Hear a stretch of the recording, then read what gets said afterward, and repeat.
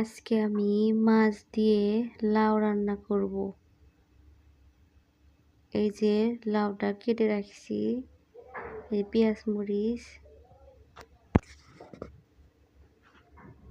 হালকা আছে, মাছগুলো ভেজে নিচ্ছি।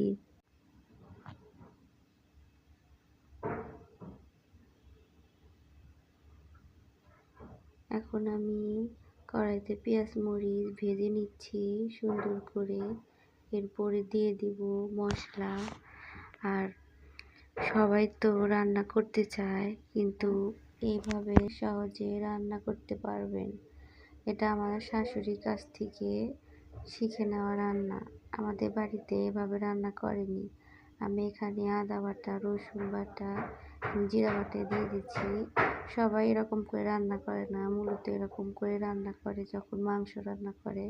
তখন কিন্তু আমি মাছ রান্না করতেও এরকম করে তরকারিটা মশলা দিয়ে কষিয়ে নিই।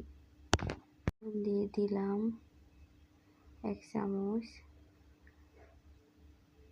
গুঁড়া দিয়ে দিলাম 1 চামচ, দিয়ে নেড়ে চেড়ে কিছুক্ষণ পরে আমি একটু ঝোল দিয়ে দিব।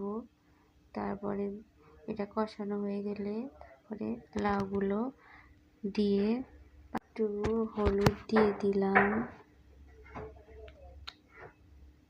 এখন নেড়ে চেড়ে নিব।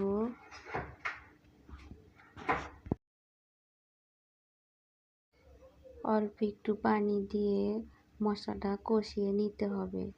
তারপর লাউটা ঢেলে দিতে হবে। লাউটা ঢেলে দিলাম। এখন একটু নেড়ে চেড়ে ঢাকনা দিয়ে ঢেকে দিতে হবে। তারপরে 5-6 মিনিট কষানোর পর তারপর ঝোল দিয়ে দিতে হবে।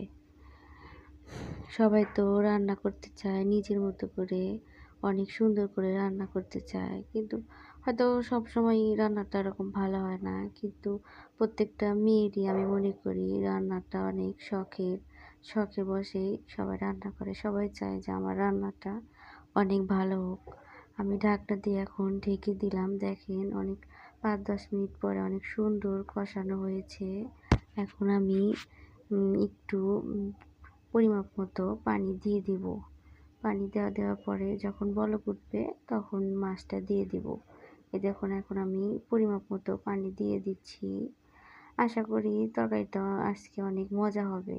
আর লাউ আমার শ্বশুরের অনেক প্রিয়, সেজন্য আমার শ্বশুর বলে যে তুমি লাউটা অনেক সুন্দর করে রান্না করতে পারো, আমারও খুব প্রিয়, তাহলে রান্না করো। লাউটা স্বাস্থ্যসম্মত। আপনারা পারলে সপ্তাহে একবার লাউ রান্না করে খেতে পারেন। যেটা মাছ দিয়ে রান্না করতে পারেন বা ডাল দিয়ে রান্না করতে পারেন। আমরা সপ্তাহে একবার খাই। ডাল দিয়েও, মাছ দিয়েও রান্না করে খাই, মাঝে মধ্যে ডাল দিয়েও রান্না করে খাই। আপনারা খেতে পারেন। আমি পরিমাপ মতো এই যে পানি দিয়ে দিলাম। এখন কিছুক্ষণ ঢাকনা দিয়ে ঢেকে দিব। তারপরে যে দেখুন এখন আমার তরকারিটা অনেক সুন্দর হয়েছে। আপনারা দেখেন কালারটা কত সুন্দর হয়েছে। এভাবে আমি প্রত্যেকটা রান্নাই করি। আজ এই পর্যন্তই।